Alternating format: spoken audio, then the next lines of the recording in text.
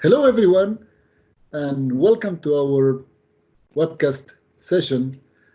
Today we have a great guest. In this episode, we'll have Ming Wang, who doesn't need much introduction. He's been with the community for such a long time, doing many things in the HP Systems platform. And he is one of those core people that are helping bring new capabilities that are related to deploying HP Systems environments in the public cloud.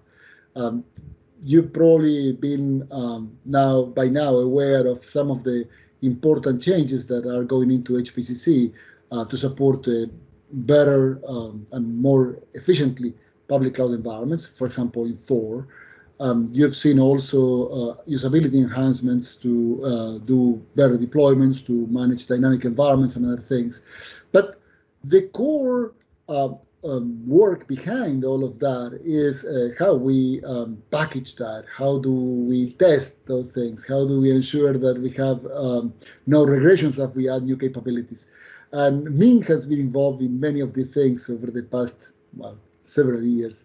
But now more and more when it comes to this particular cloud initiative. So Ming, thank you very much for being here. Thank you. So can you tell us a little bit more about what you are doing nowadays on HP Systems, particularly in all of these things that have to do with the public cloud deployments? Yeah, the whole team now is moving to the cloud, for example, the AWS. So we do build natively for support cloud deployment for HPC, and our build environment also moved to the cloud. So for example, we build most of our product on the AWS cloud. So our build server is set up there, so we can trigger the build automatically for every week. Every week we have several build released.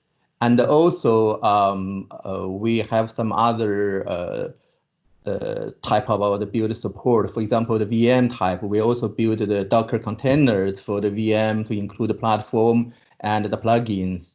And also I'm helping the team to help the local Kubernetes environment on their desktop and the workstations. Very good. So you're saying that if I wanted to run HPC systems in a Docker container today, how do I do that? Is there something that I can download and run in a container specifically? Is there any help documentation or something that I can leverage?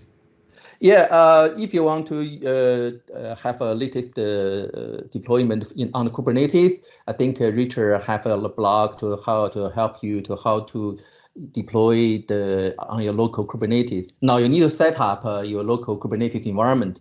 We did have some internal documentation. Actually, we probably will have some public documentation about how you set up your local Kubernetes. For example, the Minikube or the Docker for desktop. So you set up that environment, then you can deploy on your local. And we currently do have one, the HPCC VM type of our Docker image on the Docker Hub. So if you want to play that one, you can just install, run the Docker run to get that image to familiar with the VM type of the HPCC environment. Very good, very good. Okay, that's a good starting point. So, yeah. But you've been doing also other things lately. I know that you've been packaging components, for example, for machine learning libraries and other things. So, can you tell us more on what you do in that area? Yeah, because we have several intern programs that require the machine learning libraries on the HPC, for example, the GNN and some other libraries. So I create the Docker container image for them, just for the intern students to explore the features for HPC, use the Kubernetes environment. Yeah. Very good. So and now because you have been working on bare metal for a long time too, and now you find yourself working on containers. Just and this is from my general knowledge, how do you find this change? Is this making things easier or harder? Is this something that you welcome as a good change, or it's a problem in some way? I think at the beginning, I mean, this is the movement, like technology industry move to the cloud. That actually is the strategy change for our company. So either easy or hard, we need to do it. But I think generally it should be smoothly. And you probably need to set up there's some learning curve at the beginning. I mean, you set up your Kubernetes or some container environment locally, or maybe in the cloud, you need to learn some things. But generally, it's a pretty good, it's a good environment to development and for the customer. Particularly, I think the cloud will help people to quickly to set up the complicated the cluster environment, and then can save the money. I think that's a big thing for all the customers. Yeah, of course, of course. So another thing, Ming, I know that in the past you've been also involved with development of Juju charms for HPCC. That's another one of your achievements back then. So nowadays, I see that Ubuntu has moved on in some way from pure Juju, and they are looking at or building snaps for applications. Do we have any plans to also build snaps? And I'm sorry to take you away from the core cloud and container area. No, that's good. Actually, we do have an initial snap package. And actually, we build on the Ubuntu, I can't remember, it's 1804 or 1604. The only thing now is that we need to find the compiler on the snap package. They're lacking the compilers, GCC the libraries on the snap. So hopefully, I know there's several requests by the community for the Ubuntu. So hopefully they add that one so we can enable. So the package is there, the procedure is there. The only thing is we're missing the snap libraries for the GCC. Yeah. Okay, yeah. Snaps on one side, they are advertised to be more secure because they give you this isolation. You can constrain whatever is in the snap so that it cannot compromise the rest of the system. But on the other hand, it limits you because it might not have all the things that you need to be able to run. And a compiler is pretty important because ECL is compiler. If you don't have GCC, you can't compile ECL. Yes. Yeah, so when you install the latest Kubernetes, I mean the Ubuntu, you will notice actually a lot of components they move to the snap package. So yes, they have, yeah. More and more, I think systems are moving towards this container-based approach to isolation. And it makes sense because for the same reasons that we are doing that, people want to ensure that if they have dependencies, they control those dependencies. But if there are other things in the underlying operating system, changes there that do not affect you as much as they affect you if you are completely embedded into the general operating system, right? Right, yeah. And besides, the fact that you can take these containers and run them in different distributions or different operating systems without any particular entanglement with the distribution that you built it for originally, right? That's also useful.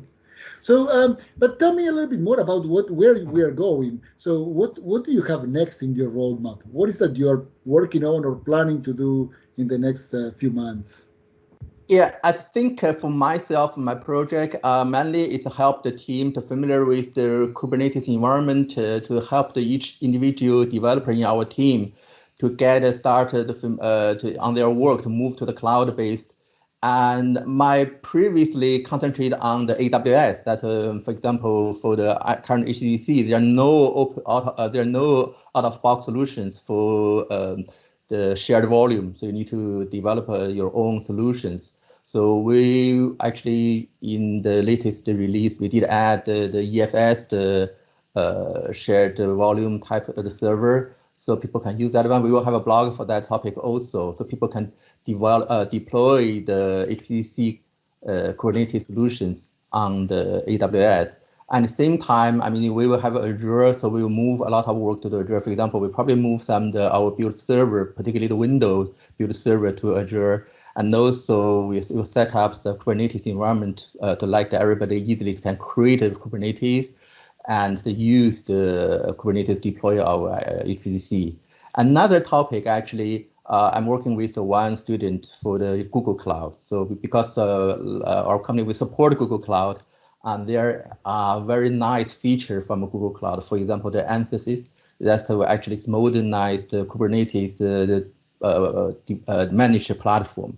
They claim to be a universal interface to support all the major platform. I mean the cloud provider, for example, Google and Amazon. Now they will soon will support Azure also. So we try to explore the system features in that areas to see if it can benefit that. Very good, very good. Yeah, well, that's the real benefit of containers and particularly container orchestration using Kubernetes, that you can abstract out the underlying systems or cloud providers or hardware, and you should be able to run the same thing regardless who is the provider. So you can run Azure, you can run Google Cloud, you can run AWS, and all of those should be the same. Of course, but you mentioned before, there are some differences across those providers. For example, the way they expose storage, which tends to be quite important for us because we depend on the storage for most of what HPC does. Right, yeah. I think both the AWS and the Azure also have a solution for this type of deployment, but the Google one, the Ansys, seems like they're open source and also they support all the platform. That probably we can take a look to see if anything we can do. Yeah, that's a good idea.